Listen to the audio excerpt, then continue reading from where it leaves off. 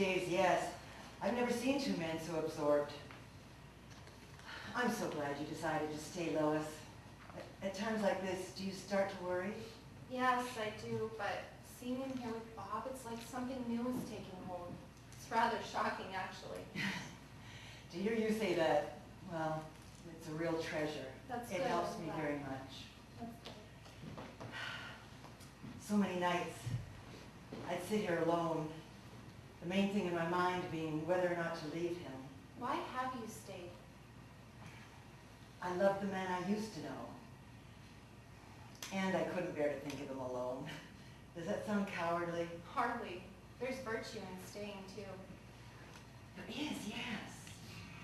You know, it used to be that hardly a day would go by without my being angry at Bob. And then one night when Bill and I were here waiting for him, I felt like I suddenly saw Bob's sickness ever so clearly, from close up and far away both.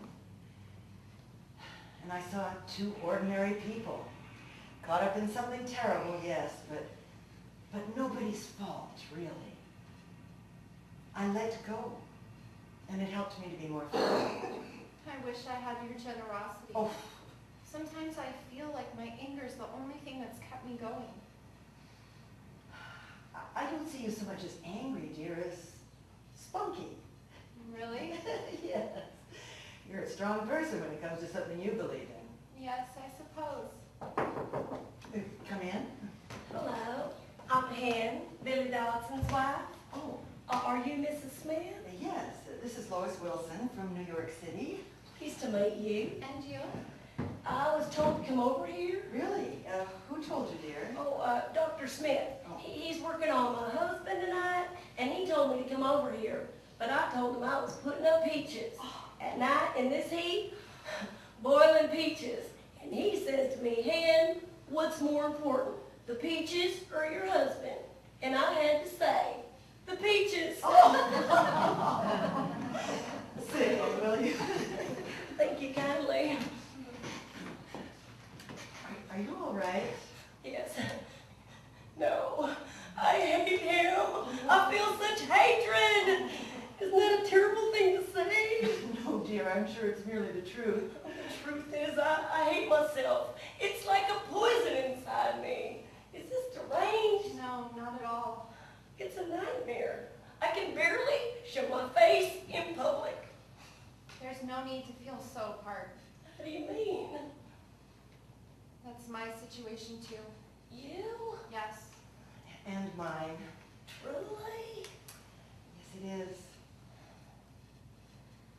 Do you know, this is the first time that anybody has ever sat with me in this room in this way. Yes, it's quite an adventure, isn't it? Tell us more, Hen. We want to hear. Truly? Yes. Yes. Well, thank you kindly. The final straw was last week. My brother's getting married for the second time. Small wedding, just family. So there we are, all dressed, fit to kill. But my brother can't marry wife number 2. Because this idiot lawyer husband of mine never got around to filing papers to divorce him from wife number 1. Oh, sorry we're so late. Bob and I It's were... good you were, Bill, dear. Doc, how's my husband? I don't know. He's a tough egg to crack. Tell me the truth. I'm afraid it's out of our hands now. Do you know, when I was a girl, I was told that this kind of silence at this time of night meant there were angels flying overhead. And dear, you stay here tonight with us.